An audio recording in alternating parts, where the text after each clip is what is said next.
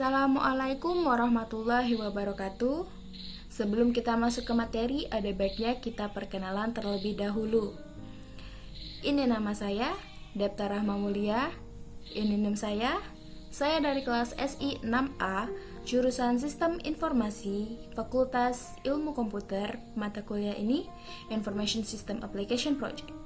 Nah, untuk materi kali ini itu mengenai apa sih itu sebenarnya Information System Application Project dan juga contohnya. Nah, yang pertama kita akan membahas kata per kata, yaitu information atau informasi. Nah, informasi ini merupakan pesan atau sekumpulan pesan yang terdiri dari order, sequence dari simbol atau makna yang dapat ditafsirkan dari pesan atau kumpulan pesan. Yang kedua, ada sistem. Sistem sendiri itu merupakan suatu kesatuan yang terdiri dari elemen-elemen yang berkaitan satu sama lain dalam rangka menciptakan hasil atau tujuan. Yang ketiga yaitu aplikasi. Nah, aplikasi ini itu merupakan suatu subkelas dari perangkat lunak komputer yang memanfaatkan kemampuan komputer itu langsung untuk melakukan suatu tugas yang diinginkan oleh si pengguna.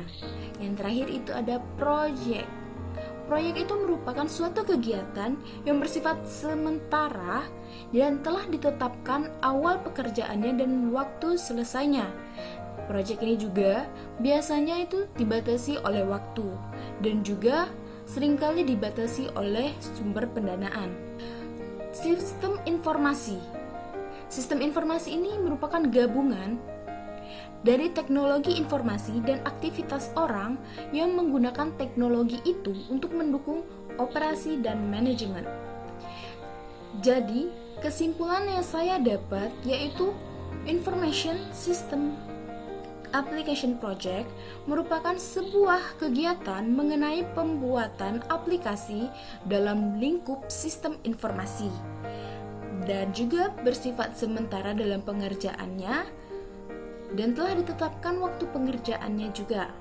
Baiklah, setelah tadi saya menjelaskan mengenai apa itu application project, selanjutnya saya akan memberikan contoh mengenai Information System Application Project.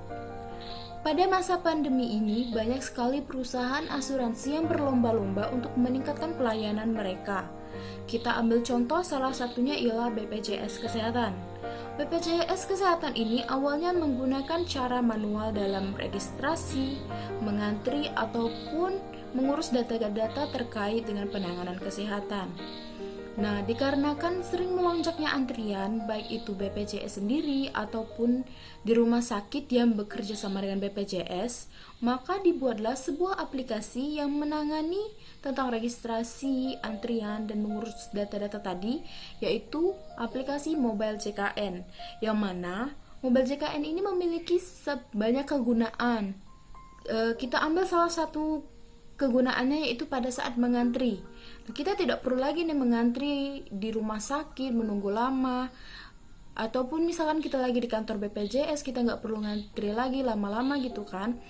Cukup dengan menggunakan aplikasi Mobile JKN itu, kita tidak perlu nih datang ke rumah sakit ataupun ke kantor BPJS, tidak perlu lagi mengantri lama. Nah, jadi sehingga waktu yang digunakan untuk mengantri itu dapat kita gunakan untuk yang lain, dan waktu itu menjadi lebih efektif serta lebih efisien. Nah, sekian dari penjelasan saya. Terima kasih atas perhatiannya. Saya akhiri. Wassalamualaikum warahmatullahi wabarakatuh.